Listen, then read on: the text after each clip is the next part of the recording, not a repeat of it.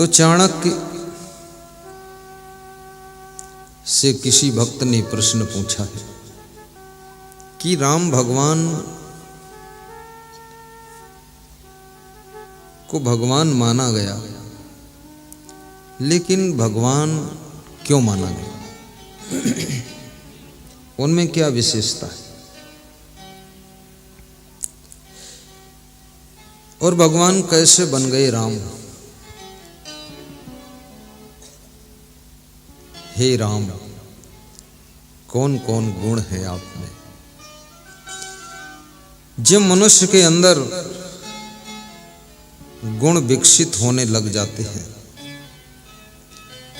तो राम, कृष्ण, कबीर, विवेकानंद, क्राइस्ट, बुद्ध, भगवान बनने की राह पर निकल पड़ता है। जब उसके अंदर दुर्गुण की वृद्धि होने लग जाती है तब वो रावण बनने की यात्रा शुरू करता है। दुर्गुणों का विकास मनुष्य को रावण बना देता है और सद्गुणों का प्रकाश मनुष्य को राम बना देता है, भगवान बना देता है।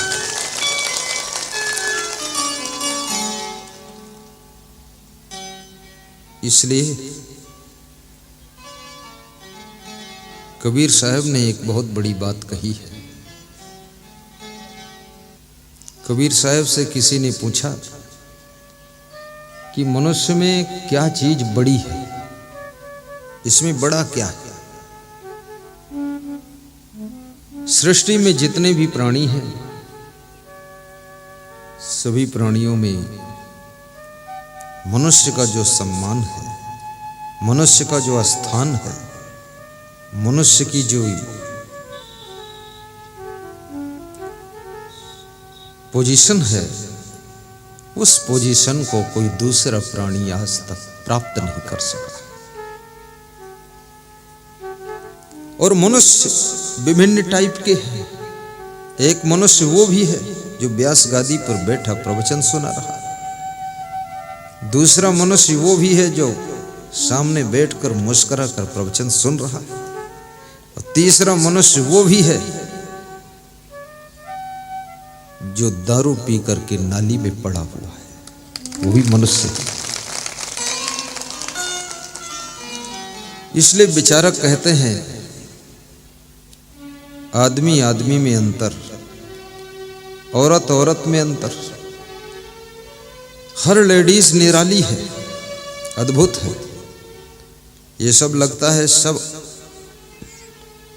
स्त्रियां बैठी हैं, स्त्रियां तो हैं, लेकिन हर स्त्री निराली बैठी, सब निराली है।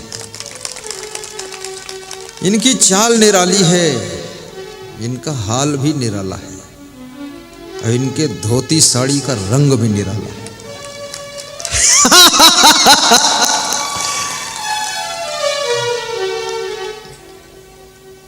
अब लेडीज खुश हुई है कि मेरी बात तो आ गई है। और इनके जीने का ढंग भी निराला है, बोलने का अंदाज भी निराला है। हर व्यक्ति अनोखा, चोखा बन करके जन्म लेता है।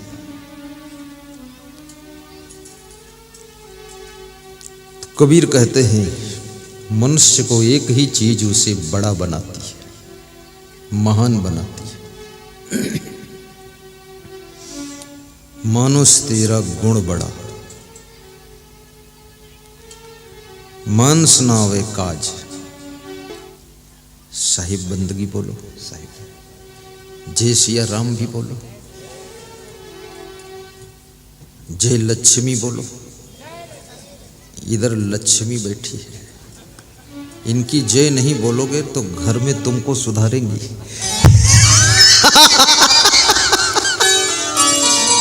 क्योंकि मेरे को तो किसी घर जाना नहीं है, मैं तो अपना घर वर सब मिटा दिया। लेकिन तुम शाम को जब घर पहुंचोगे ना तो बेलन से रोटी कम बेलेगी, तुमको बेल देगी। इसलिए इनकी जय यहीं से बोल दो। सीता मां के समान सभी नारियां दर्शन दे रही। इसलिए मानस कहती है कि सिया राम मैं सब जग जानी, करो प्रणाम जोर युग पानी। पानी माने पानी नहीं, पानी माने हाथ, युग माने दोनों, जोड़ माने जोड़ना। दोनों हाथ जोड़ करके सबको प्रणाम करता हूं। नारियों में सीता का दर्शन, पुरुषों में राम का दर्शन होता है। राम साक्षात तो नहीं मिलेंगे, सीता भी साक्षात नहीं मिल सकती है, लेकिन सीता के रूप में नारियां और राम के रूप में पुरुष मिलते हैं। उन्हीं में सीता और राम का दर्शन कर लेना तो तुम्हारा घर मंदिर बन जाएगा, मंदिर बन जाएगा। इसमें ऐसे कितने श्रोता हैं जिन्होंने हमको टीवी में या मोबाइल के यूट्यूब में देखा है? दोनों हाथ उठाकर बताओ। सबने देखा है, नीचे कर लो। तब तो मुझे आने की जरूरत नहीं थी,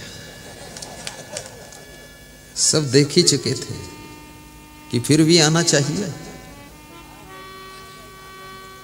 आना चाहिए। एक बार की, दो बार, बार बार की 1000 बार की, जिंदगी भर। अरे मरने के बाद भूत बनकर आ जाएगी।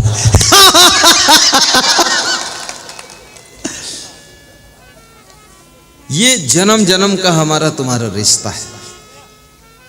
चाहे आपका जन्म मध्य प्रदेश में हुआ हो, मेरा जन्म नेपाल बॉर्डर पर हुआ हो, लेकिन ये जन्म जन्म की रिश्तेदारी है।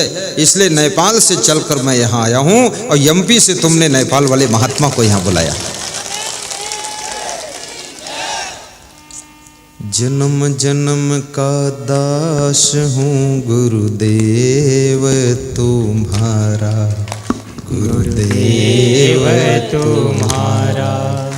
जन्म जन्म का दास हूँ गुरुदेव तुम्हारा, गुरुदेव तुम्हारा।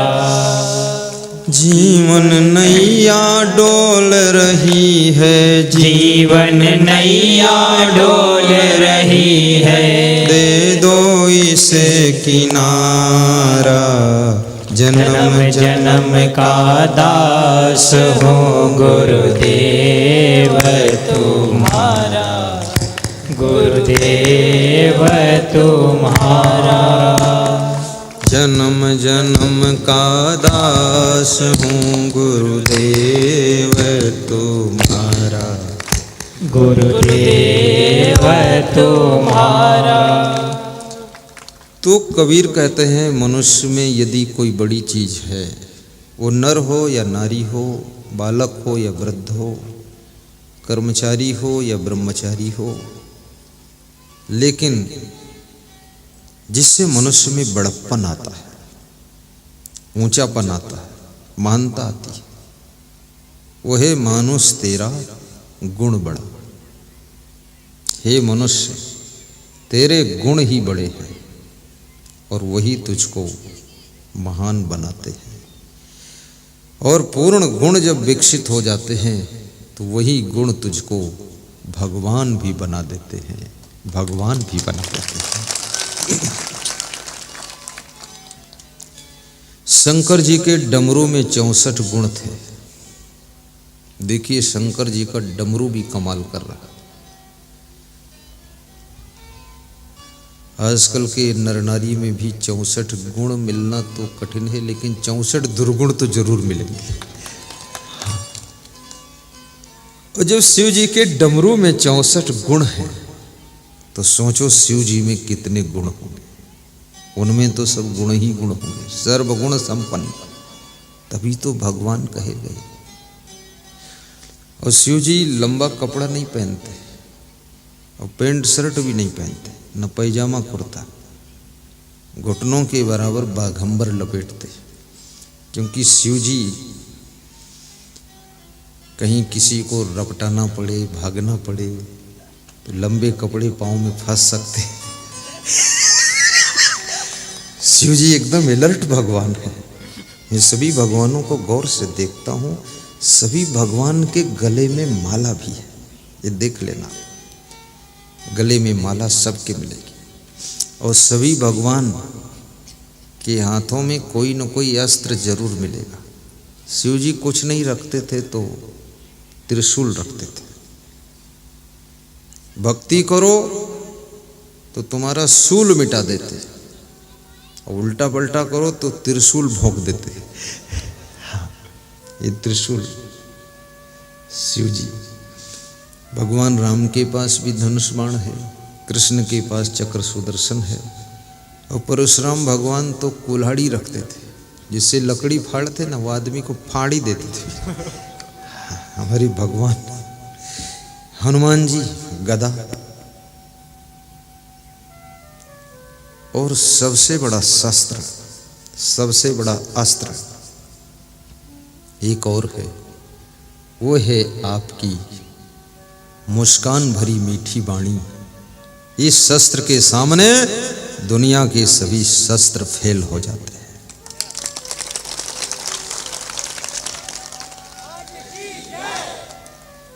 जब केवट से राम ने नाव मांगा, केवट ने इनकार किया, तो राम ने एक ही बात कहा मुस्कुराकर, कृपा सिंधु बोले मुस्काई, सोई करु जही तो नाव न जाई। क्या बोले आदित्य दास? कृपा सिंधु बोले मुस्काई।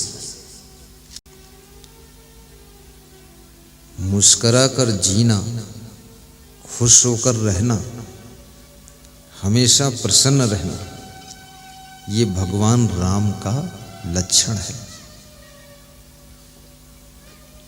हंस करके जीना ये कृष्ण का लक्षण है। आंखें मूंद कर रहना ये बुद्ध भगवान का लक्षण है। ध्यान में आंखें इधर उधर करना ये रावण का लक्षण है।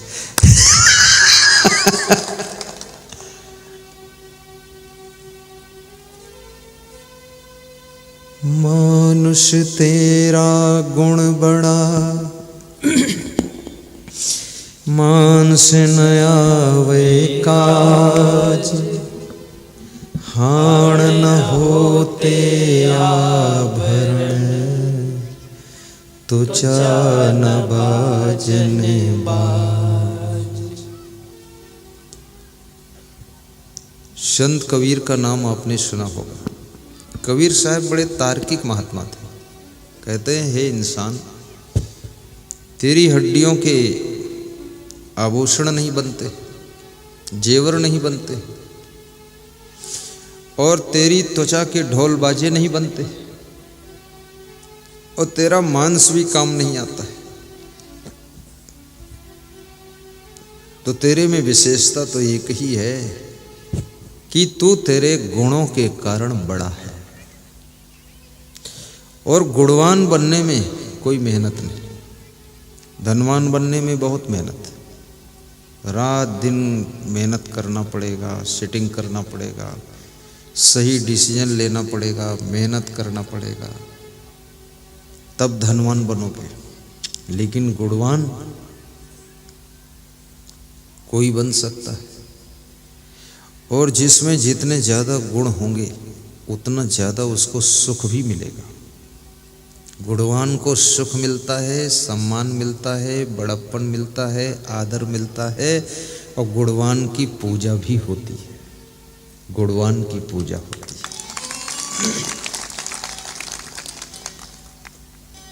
ये माइक हमारे सामने जो रखा है ना,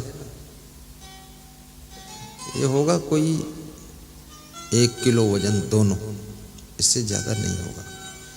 कम भी हो तो तर्क मत करना, मैं तौला नहीं, आइडिया से बता रहा हूँ।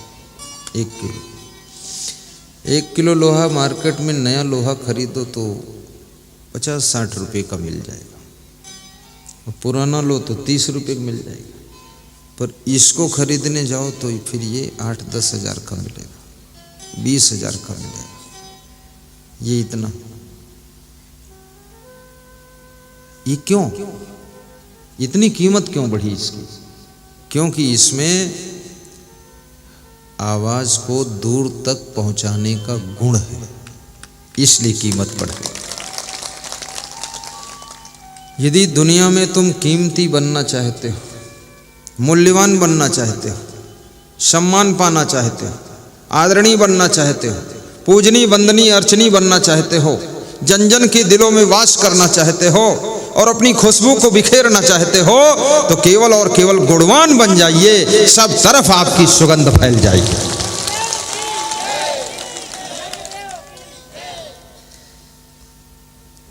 दो चार लोग जय बोलते हैं, बाकी लोग सोचते हैं तुम चाहे जितना ताकत लगाओ, जय तो बोलूंगा नहीं तुम्हारी। जय बोलने से थोड़ा उत्साह बढ़ जाता है, बाकी तो कोई ज्यादा वो नहीं, थोड़ा हमारा भी मन हो जाता है, ठीक है। महिलाएं तो जय नहीं बोलते, लेकिन ओंठे खोल के दांत मुस्कुराती रहती है, खुश रहती है। इनकी खुशी ही गुरु जी को प्रोत्साहित करती है, प्रसन्नता। तो मनुष्य तेरा गुण बड़ा, गुण पूजा स्थानम न च वयम न च लिंगम।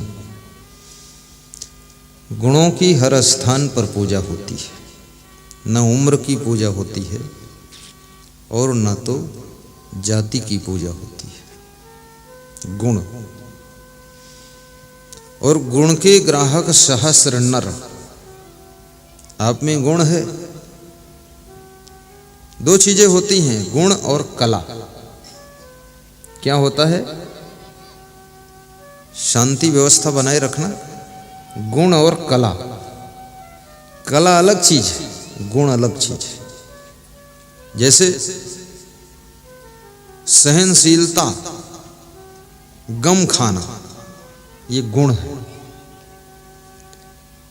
भोजन बनाना, माइक चलाना, तबला बजाना, म्यूजिक बजाना, ये कला है,